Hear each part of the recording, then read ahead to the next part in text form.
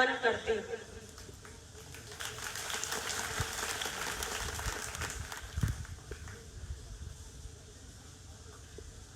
आज इस अवसर पर मेरे साथ मंच पर उपस्थित मेरी छोटी बहन और यशाकाई डॉक्टर सोनेलाल पटेल जी की सबसे छोटी पुत्री और हमारे परिवार के सभी सदस्य जो आज भी इस गांव में निवास करते हैं और यहां चलकर आए, पार्टी के सभी हमारे सम्मानीय पदाधिकारी, उत्तर प्रदेश सरकार में राज्य मंत्री के पद पर आसीन श्री राम लखन पटेल जी, आज के इस कार्यक्रम के संचालक राष्ट्रीय सचिव श्री के पटेल जी, राष्ट्रीय कार्यकारिणी के सदस्य श्री विनोद गंगवार जी, हमारे प्रदेश कार्यकारिणी के सदस्य श्री लाला भाई पटेल जी, श्री दिग्विजय पटेल जी,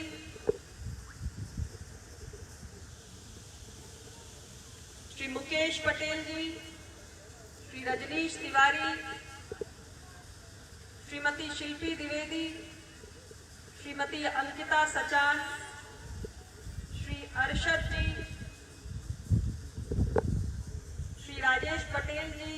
पार्टी के प्रवक्ता और पार्टी का मीडिया प्रबंधन देख रहे हमारे साथी श्री बलिराम सिंह जी, श्री राजेश श्रीवास्तव जी, श्री कालिका प्रसाद पटेल जी,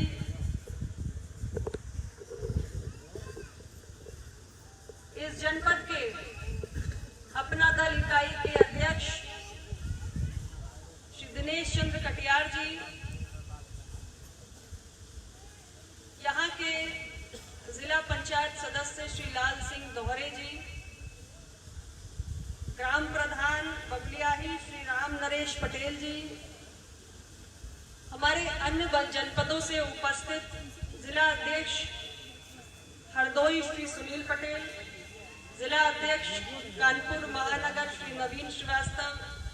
जिला अध्यक्ष इटावा श्री विकास साख्य और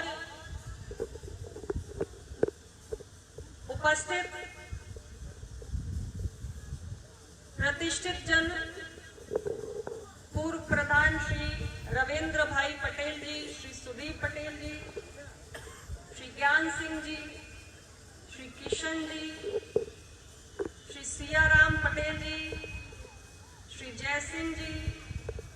श्री विजय कुमार जी, श्री धर्मेंद्र पटेल जी, श्री सुधीर पटेल जी, श्री सुरेंद्र सिंह शाक्य जी,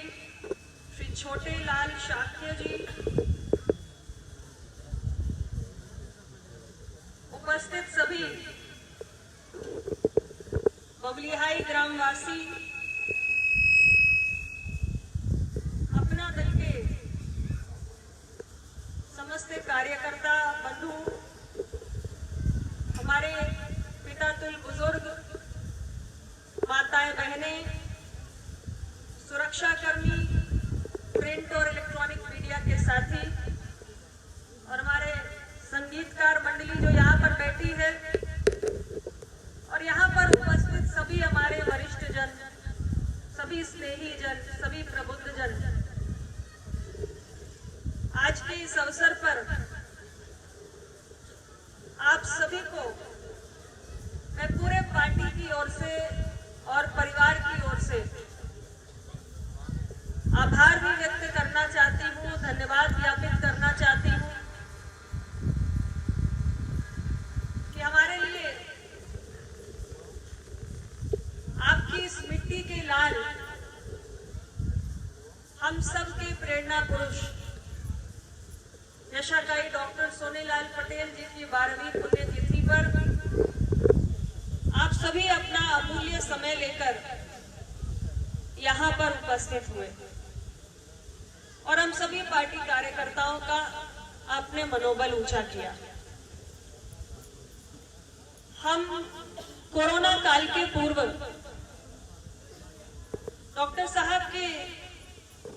पुण्यतिथि के अवसर पर ही आपके बीच आए थे। हमारी पार्टी के विधान परिषद सदस्य श्री आशीष पटेल जी के क्षेत्रीय विकास निधि के अंतर्गत हम सभी पार्टी कार्यकर्ताओं ने यह निर्णय किया था कि जिस ग्राम बमुलियाई की मिट्टी ने इस प्रदेश को, इस देश को डॉक्टर सोनेलाल पटेल जी जैसे वीर सपूत को सौंपने का कार्य किया है, उस मिट्टी के प्रति हम कर्जदार हैं और उस पवित्र गांव के लिए हमारा कुछ नैतिक कर्तव्य भी बनता है। इसलिए माननीय विधान परिषद सदस्य जी की निधि से यहाँ पर श्रद्धेय डॉक्टर पटेल जी की स्मृति में एक सामुदायिक भवन का निर्माण करने का निर्णय किया गया। बीच में कोरोना काल के चलते आप सभी जानते हैं कि तमाम किस्म के प्रोटोकॉल्स की प्रतिबद्धता के कारण हम आपके बीच में नहीं पहुंच पाए और अब जब इस वैश्विक महामारी के दौर में हमारे देश में दुनिया का सबसे बड़ा टीकाकरण अभियान चल रहा है और बहुत ही जल्द हम 100 करोड़ के टीकाकरण के लक्ष्य को प्राप्त करने की ओर अग्रसर हैं और इस टीकाकरण के माध्यम से कोरोना के प्रकोप की रफ्तार को थामने के लिए और खास तौर से जिसकी चर्चा आप सुन रहे हैं लंबे समय से, तीसरी लहर, उसको रोकने के लिए इस टीकाकरण के माध्यम से कोरोना संक्रमण के चेन को तोड़ने का प्रयास करने में काफी हद तक सफल भी होने जा रहे हैं। इसलिए ऐसे वक्त में, ऐसी परिस्थितियों में जब आप सबको बड़ी संख्या में इस प्रकार निकटता के साथ एकजुट होकर एक साथ एक कार्यक्रम के लिए बैठाना भी आपके लिए किसी दृष्टि से खतरनाक नहीं है, हानिकारक नहीं है, तब हमने ये निर्णय किया कि ये सामुदायिक भवन जो आप सब ग्रामवासियों के उपयोग के लिए बनकर तैयार हुआ है, उसका हम सभी साथी आज के पुण्य दिन पर आकर आपके बीच में लोकार्पण करेंगे। आज ये लोकार्पण संपन्न हुआ। गांव के सभी बुजुर्ग, माताओं का, सभी हमारे पितातुल बुजुर्गों का, बड़ों का स्नेह और आशीर्वाद भी आज के इस शुभ अवसर पर प्राप्त हुआ। आप सबके सानिध्य में हम ये पुनीत कार्य कर पाए, इसके लिए आपको आभार व्यक्त करना चाहते हैं। ये सामुदायिक भवन गांव की जनता को समर्पित है और इसे गांव के लोक कल्याण के कार्यों के लिए उपयोग में लाया जाएगा, ऐसा हमारा प्रबल विश्वास भी है। हम भविष्य में भी श्रद्धेय डॉक्टर सोनेलाल पटेल जी की इस जन्मस्थली की इसी प्रकार सेवा करते रहेंगे। हमारी पूरी पार्टी, हमारे सभी कार्यकर्ता, हम सभी इस गांव की मिट्टी को अपने सर माथे लगाते हुए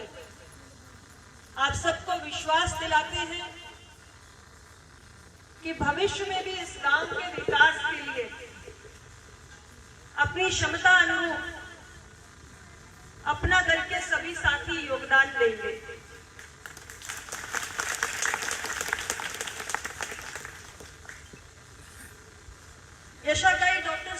पटेल जी का जीवन अपने आप में समर्पण की एक ऐसी गाथा है जिसके पन्नों को आप जितना पलटेंगे उतना ही तत्व और तत्व उसमें सुनने, पढ़ने, जानने को मिलेगा। डॉक्टर साहब कोई सामान्य व्यक्तित्व नहीं थे। जिस तरह से उन्होंने संघर्ष किया, किसी सामान्य व्यक्ति के लिए उस प्रकार का संघर्ष कर पाने का सामर्थ्य रखना और उसकी कल्पना करना भी दुष्कर है। यह आसान कार्य नहीं है। अकेले अपने घर से निकले और अपने अंतिम सांस तक, रक्त की अंतिम बूंद तक हाशिए पर पड़े हुए समाज के अधिकार के लिए अपने आप को निरंतर समर्पित करते रहे। शायद इस उत्तर प्रदेश का ऐसा कोई गांव नहीं है जहां श्रद्धेय डॉक्टर पटेल साहब के शुभ चरण न पड़े हों। ऐसा कोई गांव नहीं है जहां उनकी यादें न बसी हों। ऐसा कोई स्थान नहीं है जहां हम अपना दल के कार्यकर्ता पहुंचते हों और उनसे जुड़ा कोई किस्सा सुनने में ना आता हो। और उत्तर प्रदेश ही नहीं, देश के अन्य प्रदेशों में भी यशोदाई डॉक्टर सोनेलाल पटेल जी ने बहुत भ्रमण किया। सुदूर गांव में गए, इलाकों में गए, कच्चे मकानों और झोपड़ियों में गए, समाज के सबसे दीनहीन, कमजोर, दबे कुचले लोगों के बीच में गए, उनकी आवाज बनने का प्रयास किया। और इस बीच उन्होंने 1999 के बर्बर पुलिसिया लाठीचार्ज का भी सामना किया। जनपद इलाहाबाद, जो आज प्रयागराज के नाम से जाना जाता है, उस धरती पर अपने लोकसभा चुनाव के नामांकन सभा के दौरान पीडी टंडन पार्क की धरती पर सन 1999 में डॉक्टर साहब ने अनेक पुलिस यातनाओं को सहा। लेकिन इतनी बर्बरता, जुल्म, सितम के बाद भी उनकी संघर्ष यात्रा पर कभी विराम नहीं लगा। डॉक्टर साहब जिस दिन तक हम सब के बीच में रहे, वो निरंतर वंचित, शोषित वर्गों के लिए आवाज उठाते रहे, उनके लिए लड़ते रहे। उनके परिश्रम, उनके त्याग, उनकी तपस्या का आज ये स्वरूप है जो हम उत्तर प्रदेश सरकार से लेकर भारत की सरकार में अपना दल की उपस्थिति, अपना दल के प्रतिनिधित्व के रूप में देख रहे हैं। आज जहां हम खड़े हैं उसकी नींव में डॉक्टर सोनेलाल पटेल का खून और पसीना है और उनके साथ चलने वाले असंख्य कार्यकर्ताओं का, उनके सिपाहियों का खून और पसीना है। साथियों, यशोदाई डॉक्टर सोनेलाल पटेल जी भले ही आज सशरीर हमारे बीच में उपस्थित न हो, लेकिन एक विचार के रूप में वो सदैव हमारे बीच में जीवित थे, हैं और रहेंगे। और हम सबको निरंतर सामाजिक न्याय के मार्ग पर बिना रुके, बिना थके चलने के लिए प्रेरित करते रहेंगे। ये उन्हीं की देन है कि राज्य की विधानसभा से लेकर देश की लोकसभा तक अपना दल के सिपाही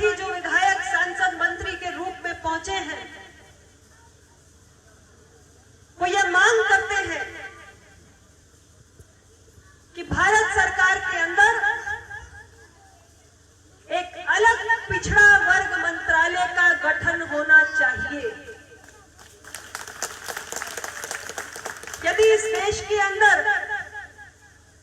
अनुसूचित जनजाति के कल्याण को सर्वोपरि रखते हुए एक अलग मंत्रालय गठित किया जा सकता है। अल्पसंख्यक समाज के विकास को सर्वोच्च प्राथमिकता देते हुए एक अलग मंत्रालय गठित किया जा सकता है। तो देश में पिछड़ों की आबादी और इस बड़ी आबादी के हक अधिकार से जुड़े हुए मसलों को देखते हुए भी एक अलग पिछड़ा वर्ग कल्याण मंत्रालय का गठन किया जा सकता है। और अपना दल निरंतर इसकी मांग कर रहा है। पिछड़ों के हक से जुड़े हुए किसी भी विषय पर हमने सड़क से लेकर विधानसभा और देश की लोकसभा तक मुखरता से अपनी पार्टी का पक्ष सदैव रखा है। आप सभी जानते हैं कि मेडिकल के लिए नीट की परीक्षा में कई वर्षों से हमारे छात्र संघर्ष कर रहे थे कि ऑल इंडिया कोटा के तहत पिछड़ों के आरक्षण की व्यवस्था को लागू किया जाए। और इस विषय को अपना दल ने प्रमुखता से देश के प्रधानमंत्री के सामने रखा। और मुझे गर्व है ये कहते हुए कि माननीय प्रधानमंत्री जी ने इस विषय पर अपनी संवेदनशीलता का परिचय भी दिया और नीट परीक्षा के ऑल इंडिया कोटा में पिछड़ों के आरक्षण की व्यवस्था को लागू करने का निर्णय भी किया। हम निरंतर उत्तर प्रदेश के मुख्यमंत्री से मांग कर रहे हैं 69,000 शिक्षक भर्ती में 6,000 अभ्यर्थियों के साथ न्याय नहीं हुआ है और उत्तर प्रदेश की सरकार हमारे लंबे समय से आंदोलनरत अभ्यर्थियों के भविष्य के बारे में विचार करते हुए इस मसले का समाधान करे और सभी प्रभावित छात्रों के साथ न्याय करे। अपना दल ने इस विषय को भारत सरकार, उत्तर प्रदेश और भारतीय जनता पार्टी के शीर्ष स्तर पर रखा है और हम आश्वस्त हैं कि माननीय मुख्यमंत्री श्री योगी आदित्यनाथ जी की सरकार इस मसले का शीघ्र हल निकालेगी और हमारे पिछड़ा वर्ग के अभ्यर्थियों के साथ न्याय करेगी।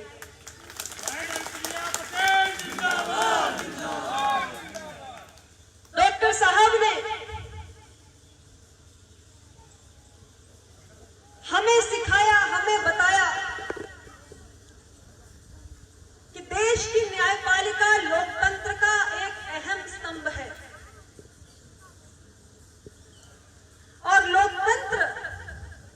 सही मायनों में तभी सार्थक है जब समाज के हर वर्ग की भागीदारी लोकतंत्र के सभी स्तंभों में हो। आज देश के सभी वर्गों के लोग राज्यों की विधानसभाओं में, विधान परिषदों में, देश की लोकसभा में, देश की राज्यसभा में पहुंच रहे हैं। उनकी आवाज पहुंच रही है। उसी प्रकार से देश के लोकतंत्र का एक स्तंभ देश की न्यायपालिका है। निचली अदालत से लेकर सर्वोच्च अदालत तक न्यायाधीशों के पद पर दलित, पिछड़ा, आदिवासी, कमजोर समाज का व्यक्ति प्रतिनिधित्व पाए, ऐसी भावना, ऐसा विचार हमारे संस्थापक यशोकाई डॉक्टर सोनेलाल पटेल जी का रहा है और हम निरंतर देश की संसद के अंदर भारतीय न्यायिक सेवा के गठन की मांग कर रहे हैं कि जिस तरीके से तमाम पदों पर देश का किसी भी वर्ग से, किसी भी समाज से, किसी भी जाति से, गरीब, अमीर, किसी भी क्लास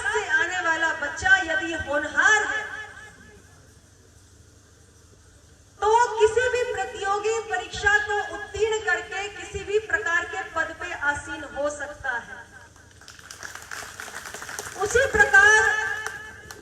हमारी जुडिशरी के अंदर भी जब हम ऑल इंडिया जुडिशियल सर्विसेज का गठन करेंगे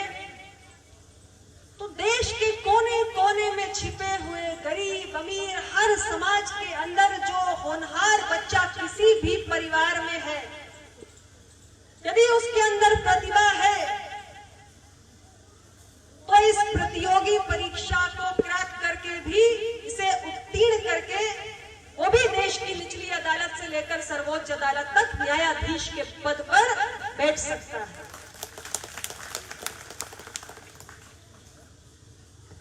ये हमारी पार्टी की लोक कल्याण की सोच है। ये हमारी पार्टी की सोच है कि किस प्रकार हम लोकतंत्र को सही मायनों में सार्थक बनाएं। ये सारे विषय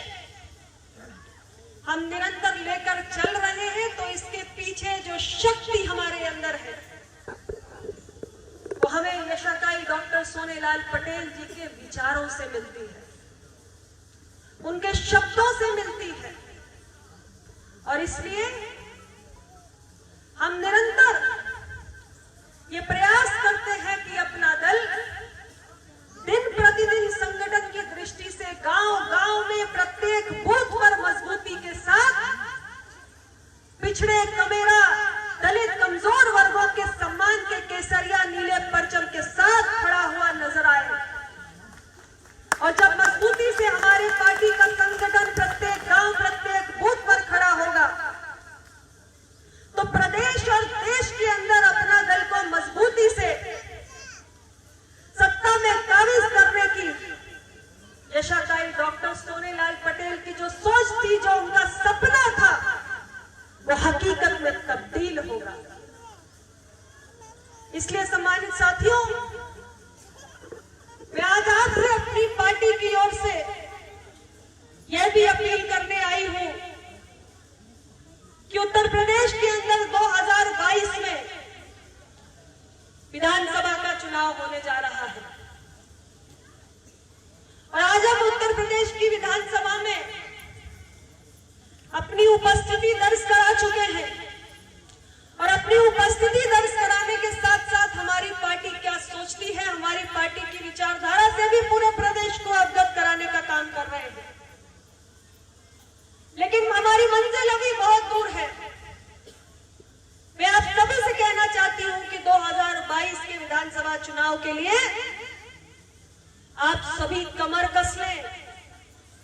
एक एक बूथ पर अपना दल का सिपाही डॉक्टर सोनेलाल पटेल जी के विचारों का वाहक सम्मान के साथ और मजबूती के साथ खड़ा हुआ नजर आना चाहिए। और हमारी कोशिश होनी चाहिए कि आज जिस स्थिति में उत्तर प्रदेश की विधानसभा में हम खड़े हैं,